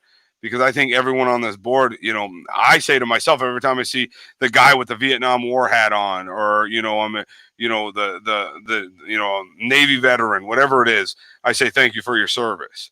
Every guy I see, because they've done a lot in my life. I have a lot of family members, not currently, but in the past that have served. But it was what he did now is coming to fruition. Now it makes sense more than anything for I think everybody in the nation for the most part, I would say. But that again, it's my opinion. I'm not going to sit here. I don't know Cap stats. I can't tell you if he was when he played, he was a good quarterback. He brought him to the Super Bowl. I don't think he didn't win it, but he helped get him there. But I think what he did is amazing. And it's showing, it's coming to light now why it makes sense for me at least. So he was in 2016. He went 196 for 331, which gave him a 59.21 percentage. He threw for 2,240 yards, averaging 6.8 yards per pass, and threw for 16 touchdowns and 4 interceptions. Yes. So I have to say this myself. Hey, that's a pretty freaking good quarterback. I have to say this in response to Coach Rich. And Coach, this is me. This is no one else. Wrong place, wrong time. And I'm going to tell you, there's never a good time and a good place to do what he did. Okay. Second, he might not be my hero, might not be Sammy's hero, might not be Tom, or we know he's Tom's hero, and we know Tom loves him. But there are a lot of black men in this world that he is their hero. He is their hero. And I get why now. I totally understand why. And again, like I said, I didn't understand why 3, 4, whatever years ago. But today, I understand why, and this is why those aha moments are great. So, sorry, I had to put that out there. In addition to what you're saying, Ryan, I want everyone to know how much I respect Coach Rich with everything that I have. Coach was he was my high school football coach. I got a lot of love for Coach. He also rushed for almost 500 yards that year too. So, I mean, here's the thing. Was he the best quarterback in the NFL? Hell no. No. No, he was not. But my thing that my problem with him has always been that guy was not – there were not 60 – there were not even 30 quarterbacks in the league that were better than him. So what's the story here? Like, what's the real – and Burrow sucks. Will always suck. I don't care if he gets 18 rings. So just to finish it with me, you're right, Mr. Rich. Hero was a very strong title. But in this time from when Kaepernick did what he did until now, young men of color have been affected in such a way. They have been so targeted that sometimes being a military man, being an elected official isn't a hero to these people. Sometimes Colin Kaepernick has to be that hero. Sometimes even like I have a really good friend who is a person of color, and his son, I've been talking to him, and he said the only person that his son can really comprehend right now as a hero is T'Challa from Marvel, Black Panther. Sometimes, yeah, it's great. Sometimes these men need to look to someone who's an unconventional hero, because what's a hero to me might not be a hero to Sammy. My personal hero will always be my father for things he overcame. He had strokes. He's partially paralyzed, but he continued to provide. But my other hero, you guys are going to laugh, but my other hero is Batman, dude. Like, dark points in my life, I just read my comics and I'd be like, man, I wish you were real, dude. Like, and it kind of sounds weird to say, but, you know, sometimes a hero isn't a conventional thing. You know what I mean? Tommy the Green Ranger from Power Rangers, man. Great hero right there. But I'll tell you, sometimes people need something unconventional to be a hero. And Colin Kaepernick provides that for not just people of color, but for the Caucasians too. You know, how to be better. Give up millions of dollars, man. I don't think I could ever give up millions of dollars. Then Wakanda forever. Sorry, I couldn't help myself. Yes, yeah, that's right. Anyways, and then the claws come out, bro. And he is my hero, Crush. OBJ is my hero / Crush, bro. He went back to the platinum hair. You do you, baby. Listen, The NBA is coming back, and I am pumped. This was the first year, and I'm not going to lie, I love me some Zion Williams. I don't know if you guys do or not. I love some Zion Williams. I'll tell you what, I remember watching the game, and it was the first basketball game I've probably watched in, say, 2-3 years since Cleveland was out of the, they were out of the running and weren't going in with LeBron and everything. And watching Zion versus LeBron, and I do believe I watched him dunk on LeBron and say, I'm not a kid anymore. I'm here to stay, brother. Loved it. He didn't just dunk on him. He didn't just dunk on him. That boy threw thunder on him. Thunder. And it was electric. Remember when Ryan, Sam, remember when we were in high school and LeBron had his first game and it was against like Kobe or T-Mac or AI, those big dudes back then, and LeBron just made it a point on Kobe to just do that thing where he would reach back and slam it down. Dude, that was like the I'm here moment. And Zion looked at LeBron in the eye at that point and said, I'm here, bro. I'm here. And I'll tell you, Giannis is my favorite right now, but Zion, Giannis is great. I'm not knocking Giannis, okay? But I'm saying, I'm a 6 foot tall overweight guy, and Zion's a little bit bigger too. So I got to co-sign with somebody here, okay? See, I can't get behind that though. 7 foot tall, and he can bang it away at the 3-point land, whatever. Zion's 6'6". Zion Williams 285. The reincarnation of Larry Johnson. Of Shaq. He's Larry Johnson. He's Larry Johnson. No, I said Giannis isn't. How tall is Giannis? Oh no, Giannis is 7 feet. Yeah, he's easy. That's what I'm saying. No, that's what I said. I said Giannis is 7 foot tall. Oh, he's I thought amazing you said athlete. Zion. No. Giannis, he's an amazing athlete, and the ability to be able to step back at that height, a center's height, and bang away 3-pointers like it ain't no big deal. Amazing. But I like Zion, bigger guy. He's a baby Shaq to me. Just getting it in the paint, getting it done. That's it. That's all. You know what I'm saying? Okay. Anyways, NBA regular season, 8 games Zion left. Williamson, folks. That's a house. That's a house. Oh, damn it. Hold on. Yeah. Oh, I love the fails. Dude, it's not going to be funny now. See, here's the thing. If Zion's fat, I would hate to see what happens when he becomes not fat. Like, you know what I mean? Like, dude can leap like Vince Carter being fat. What happens when he gets built? Because it'll happen. Right. That kid's going to go through a stage in his life. Yeah, but the problem is the next thing he could turn into is Robert Traylor. Oh, I don't think that'll happen with all the stuff. Yeah, so, he's right, though. He's right. He could. But here's the thing.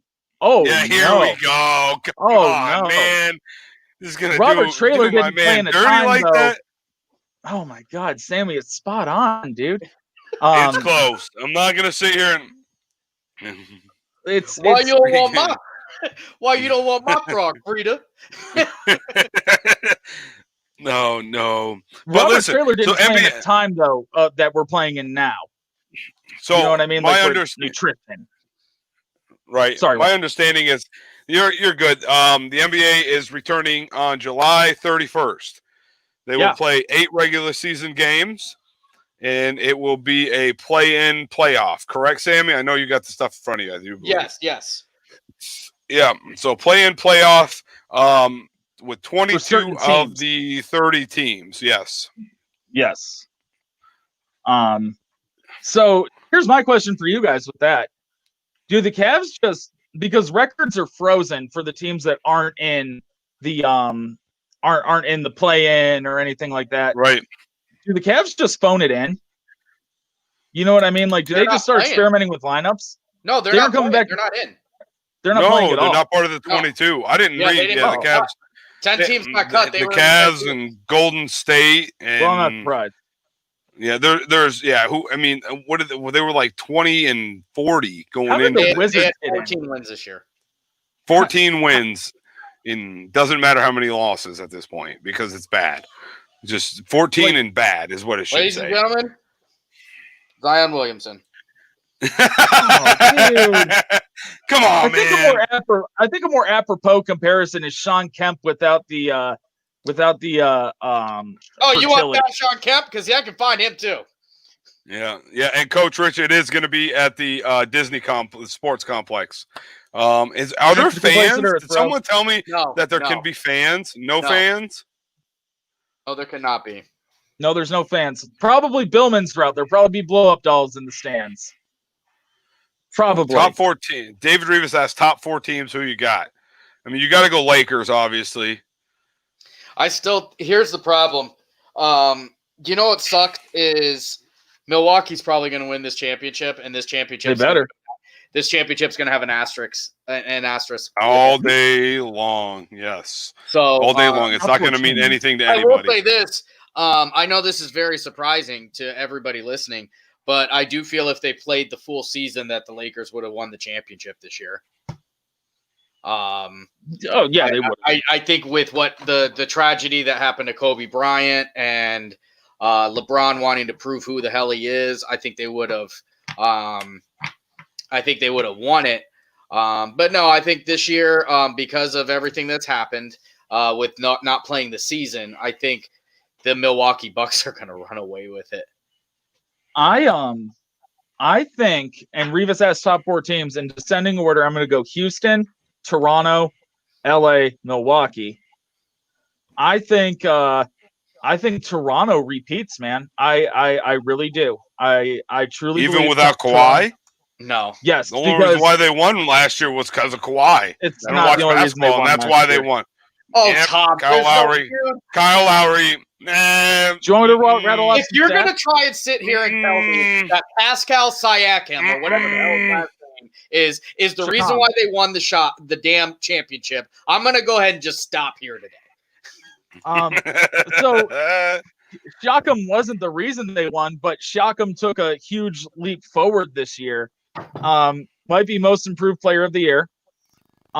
He developed a deadly 3-point shot. I would say he's Kawhi light right now. And the bench in Toronto is so deep. Toronto's bench is so deep right now that I think teams like the Lakers are going to be more heavy in their starting unit. Name one player on that Toronto Raptors team that can adequately guard LeBron James or Giannis, because it ain't Pascal. I would argue that it is.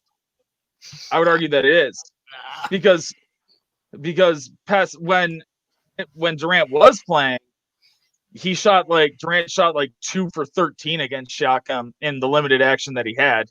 And OG Anunoby is one of the most underrated defenders in the league. Norm Powell has come into his own, and Kyle Lowry, he's a stocky little dude, man, and he can lock it up sometimes. I think maybe going against a LeBron type player. You're out of your mind. If you put Kyle Lowry on LeBron James, I will bet you every single time. LeBron James scores 11 out of 10 times. Kyle Lowry is, first of all Kyle Lowry can do is shoot. He plays pretty damn good defense, brother. Not on bigs, and he's barely 6'1". You're out of your mind. I don't know. You're out of your mind. There's no Kyle Lowry. Kyle Lowry is a nice piece, and that's the problem with Toronto. They got a bunch of pieces. They had a bunch of pieces, and it worked with Kawhi because Kawhi's not a piece. Kawhi is a built. He's a foundation. So they moved the foundation left, and they filled the foundation with more pieces. But they still don't have a go-to guy. So one thing though, last year or 2 years ago, I guess you could say, Kawhi averaged like 25, 7, and 5 points, rebounds, assists, and Siakam's averaging 24, 7, and 4. Okay. I mean, he's effectively replaced Kawhi Leonard in all facets of statistics. And I mean, he's a force on defense, man. He's a force. Siakam and Kawhi Leonard, not in the same ballpark. Siakam's not in the same ballpark, but he's a nice player. Nick Nurse's system. He's a nice player. Okay, it's when LeBron left Cleveland, if we would have, or not when LeBron, if we would have never got the LeBron back, okay, and it would be like replacing LeBron with Andrew Wiggins. Andrew Wiggins would have came to Cleveland and would have scored a shit ton of points, would have had a bunch of rebounds, probably had a couple assists, maybe even comparable numbers to LeBron when he was in Cleveland.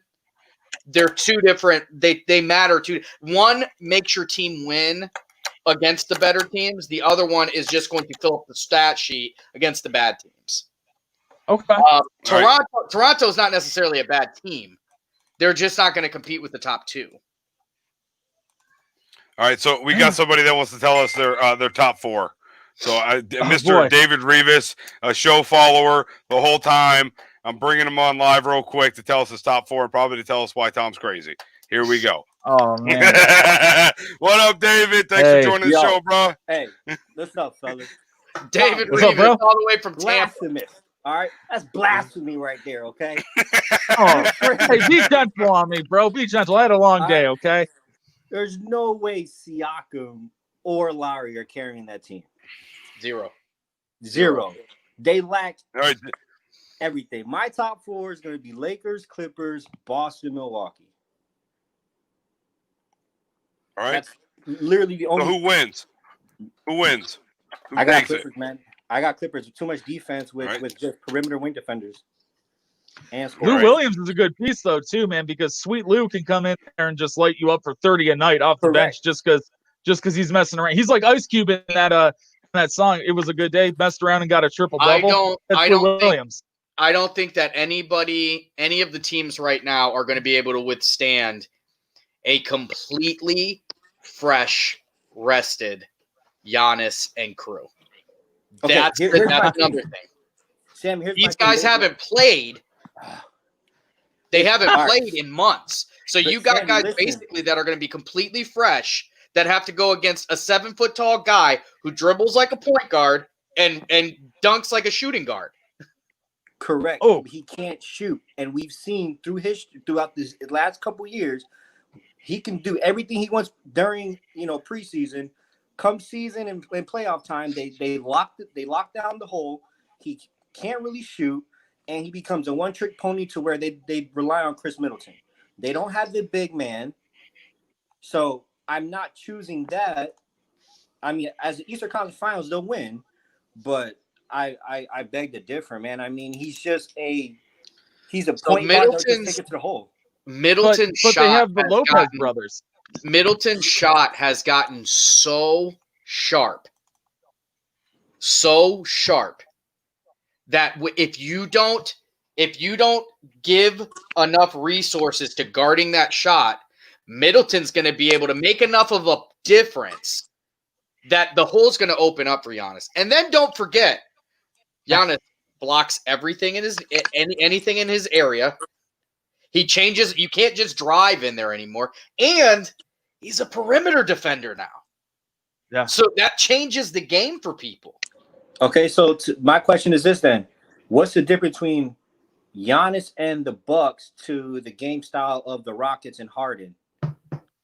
Hey, that's a good shot. So the difference with, and here's my only problem with Houston, okay? And it's the fact that you've got Westbrook and Harden out there and one basketball. And when the lights get bright, Westbrook loves to shoot that thing. When the lights get bright, Harden loves to shoot that thing. And when they get on a shooting tear, they don't give a shit about defense.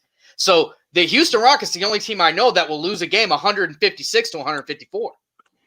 Hey, It's because of their coach. They just don't play. They don't have that mentality. Westbrook, I love Westbrook is the new AI. That's basically who he is. He's going to go out there. He's going to score a million points. I just don't think he's going to be able to get over the hump. It's Carmelo. It's these guys that they go out there and it's super fun to watch them play. I love to watch them play. But when it comes down to it, do they ever make any sacrifices for the team for the win? Hell no. I agree. And they with you, got but two of them on one team in Houston. Man, but you're also talking about Brad Stevens and a well-rested Celtics team who have shown to take LeBron and the Cavs to 7 games, man. Yes, I mean, I think you're taking a LeBron lot. James has never played with a big man like the Brown, though. Huh? LeBron James has never had an Anthony Davis, though. I'm not saying he has. Even when he was in Miami. Like, you're correct. I'm not saying he has. But we're also not taking consideration that they were young, man. I'm talking about a young Jaylen Brown, young Tatum, Terry Rozier. That works against them, though. Huh? That works against them. I think that works against them because even back then, so when they made the finals, when they were going through the playoffs and everything, yeah. As much as everybody talks shit on Kyrie Irving, he took on that veteran leadership because he was like, "Oh yeah, guys, I've been here. Even though the Earth is flat, I've been here." They don't have that right now. You know what I mean? So they're going to have to come up with their lumps. But that team, Boston, is 2 years away from being like, how are we going to beat them? Because they play in the worst conference. The East is terrible again. The East got terrible overnight. Cole, all right, David, I love for you, brother. I your... gotta show you something. This is what shoes are supposed to look like. I just want to show you. Oh, for me. Yeah, those are Air. Those are fire. What's wrong with my Air Maxes? They're Air Shacks. They're Air Shacks. Call it what you want. It says Air Max. It's all the same crap. You can paint anything on when you paint over it. Okay, they're Air Shacks. I'm done. No, whatever. Yeah, I'm done too. See ya. David, thanks for coming on the show, my friend. Thank you, David. I'm going to tell you real quick before we go off the reason why I think the Lakers win this year. Hold on. I even downloaded his image because of this man. If it's not LeBron James, then you're wrong. Because of Alex Caruso. That man is a scrapper, baby. Scrapper. He comes in, fresh legs, ready to rock, giving Braun a break, holding down the defense. That man can dunk. He could have no hair. That man can dunk with the best of them. The best of them. So, yeah. Thanks for joining the show, Davis. Anyone else want to hop on real quick with us before we get out of here? Just click the link in the comment box, and you can hop on just like David did. My question is legitimately: does anybody here actually believe in Paul George? No, you can't. No. And that's my problem with the Clippers because Kawhi Leonard is a monster. I still don't believe in Paul George enough to go with it. If Paul George was what he should have been when he was in Indiana, the Clippers would be the runaway pick. I think. It's the fact that I just don't trust Paul George. All right, time is now 10:34, and I'm not gonna lie, I love hanging out with y'all. That's a good one. But it's been a long day. I still got more work tomorrow. All this fun crap. David, you're not getting back on the show for another year. You're axed. David, that was good stuff. I appreciate everything you did. That was good content. Listen, David, I need you. All right, I got a little homework project for David. I need images of the shoes that I need to buy next. That's all I'm asking. Just send me an image of the appropriate shoe that fits it. That is not, I guess, Shaq related, whatever you want to call it. Send me the images, and maybe I'll dabble. You never know. What do you want? Do you want David to be Tom Haverford from Parks and Recreation, your swagger coach? Or are you Leslie Knope? I don't know who Tom Havard is, and nor do I care. That's because you don't Aziz Ansari. Nothing. What? He's what? You don't watch quality TV. You're too busy watching whatever that stupid. What's that show with the British guys in the cars? Top Gear. And the Brian Grand watches Tour. Downton Abbey and cries. Greatest show on TV, by the way. It is what it is. All right, I'm getting off here. I don't care if you guys want to keep. I'll let it run. It's fine. Yeah, it is now 10:35. I gotta go to work tomorrow.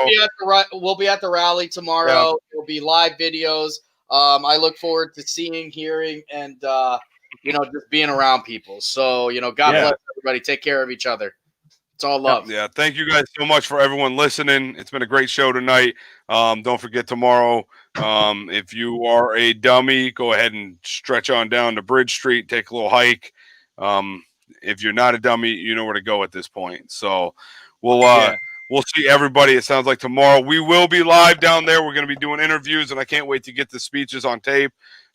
This is a moment in Ashtabula that is going to be, I think everyone that's down there is going to remember for the rest of their life. It's not going to be something that's just forgotten. I think this is one of those movements that you never see. It's I hope it's a once in a lifetime experience. I hope we never have to go through what everyone's going through right now. So, thanks everybody so much for joining in on the show. See everyone tomorrow.